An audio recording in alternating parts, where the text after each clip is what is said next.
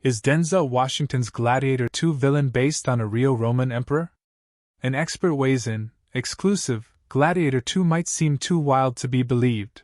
Colosseum, rhinos and baboons and sharks, oh my. But it's based on real-life Roman history and people. Many of the characters in director Ridley Scott's Paul Mescal-starring sequel are inspired by history, says Roman culture expert Shadi Bartsch, the University of Chicago's Helen A. Regenstein Distinguished Service Professor of Classics. Just as Joaquin Phoenix played Commodus, an actual Roman emperor, in the 2000 hit starring Russell Crowe, the new characters Geta, Caracalla and Macrinus each did rule the empire. There was a guy called Macrinus, who was a Roman emperor who ruled right after Caracalla, confirms Bartsch of the character played in the movie by Denzel Washington. A Berber with darker skin.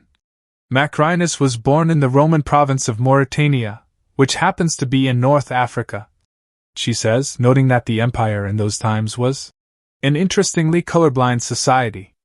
Macrinus was the first emperor who did not come from the senatorial class, instead serving under Caracalla as a praetorian prefect dealing with Rome's civic affairs, adds Bartsch.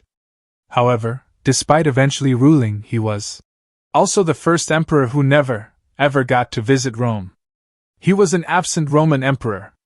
This contrasts with the events of Gladiator II, in which Scott and writers David Scarpa and Peter Craig keep Washington's character almost entirely within the ancient city. From there, Macrinus maneuvers Mescal's Lucius Verus, a fictional character, although that name is borrowed from the real-life Marcus Aurelius' brother, to fight in the Colosseum while he jockeys for power behind the scenes. All you had to do was have an army and kill the previous emperor. In order to rule, explains Bartsch. You would travel with your army around the Roman provinces continuing warfare, continuing to enlarge the boundaries of the emperor. But you didn't have to come to Rome, and Macrinus didn't. Furthermore, the Macrinus depicted by Washington calls himself a formerly enslaved person, which differs from history. Macrinus was definitely not a former slave. The movies Caracalla, played by Fred Heckinger, and Geta, played by Joseph Quinn, were in fact co-emperors around the time Macrinus was gaining power.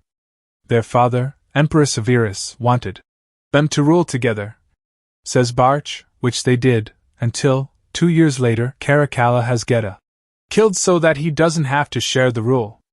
While it's not accurate that Macrinus would have assisted Caracalla in murdering Geta by their own hands, as is depicted in the movie, the large-scale transfers of power are based on real history, as Bartsch explains. Macrinus later conspired against Caracalla and had him murdered in a bid to protect his own life. What about the movie depicting poor Caracalla as having syphilis? Nope, answers Bartsch. If he were an advanced syphilitic, his nose tip would be black. Gladiator II, also starring Pedro Pascal, Connie Nielsen and Derek Jacobi, is in theaters now.